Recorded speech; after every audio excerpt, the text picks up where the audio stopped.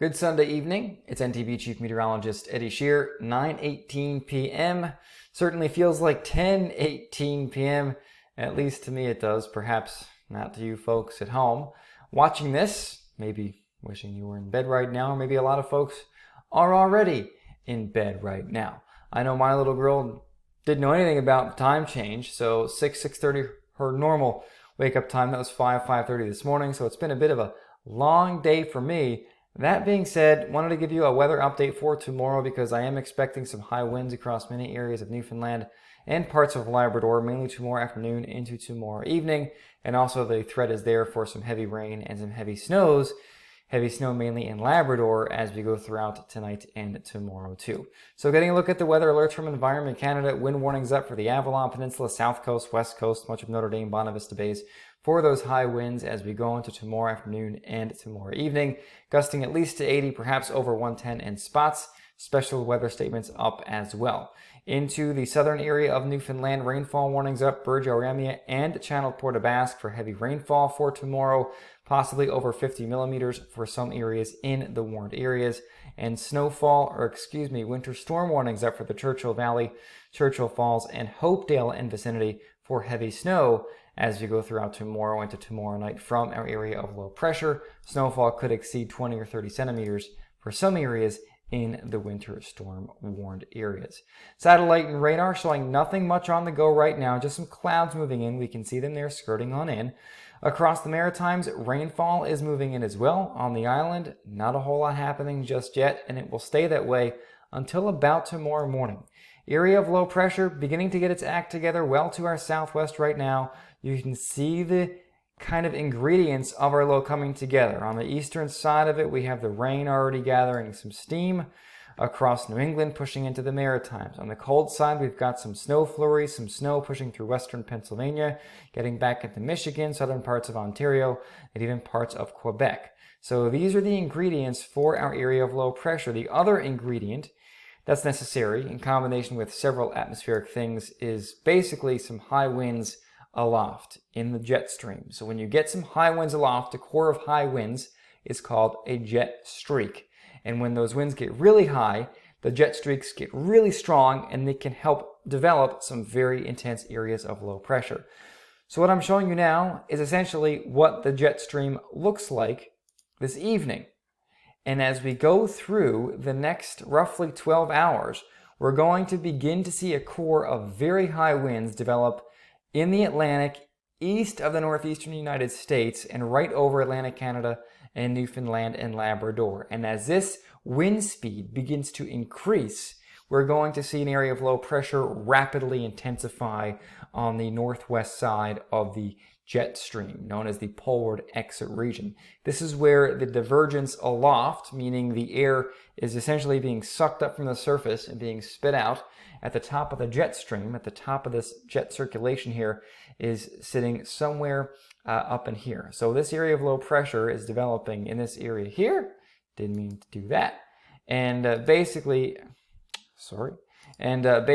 as the wind speeds begin to ramp up in the jet core, that will basically allow our low, which is in Labrador tomorrow evening, to rapidly intensify. And as that happens, winds on the surface, so we're looking here about 35,000 feet above our heads, but winds on the surface are going to increase as well because the low is going to be a very strong one, and the pressure gradient between the low across Labrador and a big surface high out in the Atlantic is going to increase.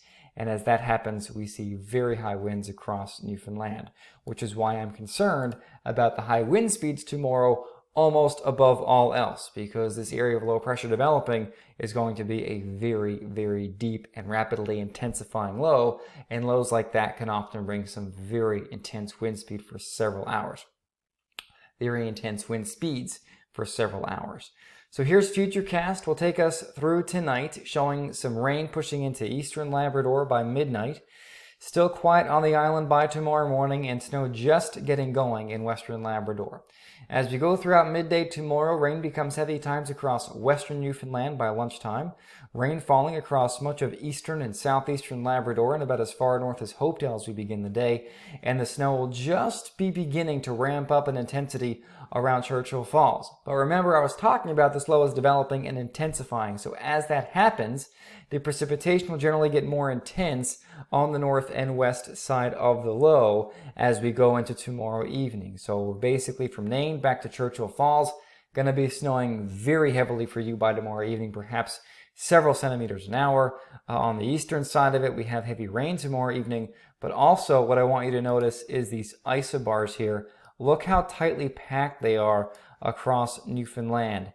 So when you have isobars that are that close together, that indicates that we have a large change in wind speed over a short distance. And when you get that, or a large change in pressure rather, over a short distance, is what I'm trying to say. Forgive me. And that will generate some very high winds. So the stronger your pressure gradient, the higher the winds have the potential to be on the Earth's surface, which is where we live. So as we go into tomorrow evening, 9, 10 o'clock, that's when we're going to see some of the strongest winds on the island, but it looks like by midnight the isobars begin to spread out a little bit, so we see a little bit less in the way of the high winds by midnight and as we go into Tuesday morning, but still the potential is there for some very gusty winds as we go through Tuesday as well, but the strongest winds are going to come in as we go throughout the day tomorrow. So let's get a look at the wind speed forecast, if the computer will cooperate with us. I'm asking a lot of it right now. So here is the wind speed forecast beginning tomorrow morning. We're talking about the wind gusts here.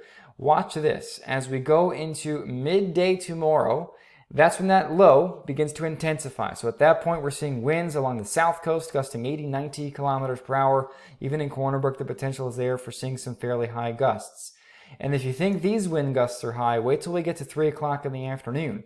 So 3 o'clock in the afternoon, I was talking about that pressure gradient being very tight across eastern Newfoundland. So at that time, we're seeing winds in Grand Bank gusting 101, Harbour Breton 104, Burgeo 104, Placentia 109, St. John's 94. And remember, these are just model numbers, so these are ballpark estimates, probably a little too exact, but they're just ballpark estimates. So when you see these, we might not hit this exact number that you're seeing, but the potential is there for some very high winds. 6 o'clock tomorrow evening, winds in Gander potentially gusting 112 out of the south-southeast, Clarenville 110, St. John's 105, Placentia 110, Mary's 10, 115. Areas around Fortune Bay could see winds tomorrow evening gusting 130, 140. Would not surprise me at all. As we go into tomorrow evening, 8, 9 o'clock, it looks like we start to see the core of the high winds trying to move offshore, which is a good thing. That being said, Port au Choix tomorrow evening could be seeing winds gusting 122. With winds gusting that high for several hours, looks like a 6 to 12 hour period of winds gusting close to, if not over 100, especially for coastal areas tomorrow, like 1, 2 o'clock to 9, 10 o'clock in the evening. I do think there's going to be some weather-related power outages tomorrow, mainly due to wind. So keep that in mind. If you haven't taken in your Halloween decorations yet, you're certainly going to want to do that in short order tomorrow morning, because your window for that is going to be closing rather quickly once we do hit daylight hours tomorrow. So the other facet of this is essentially the rain and snow forecast. So we're talking about rainfall amounts significant across many areas of Newfoundland. This is the European model, and it is showing rainfall amounts roughly, it looks like for many areas, 20, 30, 40, 50 millimeters, but nothing overly crazy. For southeast Labrador, areas that see rain in Labrador, 10, 20, 30 millimeters, certainly a possibility. Snowfall-wise in Labrador, widespread. It looks like 20 to 30 or 40 centimeters from near Nain, back through Churchill Falls and back to the Quebec border. Lab City Wabush, looks like you can just miss out on this, and we're talking about 10, 20 centimeters for you, or maybe even less, depending on how this low actually tracks. So that is one thing to talk about. Something else to talk about is this. A second area of low pressure is going to develop south of the Avalon Peninsula Tuesday evening, and it's going to track near or over the Avalon Tuesday night. I was talking about this last week, still talking about it now, and it looks like as we go into early Wednesday morning, this is roughly 1, 2 o'clock in the morning, area of low pressure moves in. It's going to be rapidly intensifying, quick moving, but it looks like there is going to be enough cold air around that parts of the Avalon Peninsula, maybe the metro, not sure yet, Bonavista Peninsula, northeast coast around Clarenville, see a period of some snow. Looks like a 3, 4, 6 hour period of some snow, potentially Tuesday night into Wednesday morning. As of now, a little too early to get into the amounts, but it could be shovelable in some areas, but there's still a bit of uncertainty in where the low will track, and that's where the rain-snow line may set up.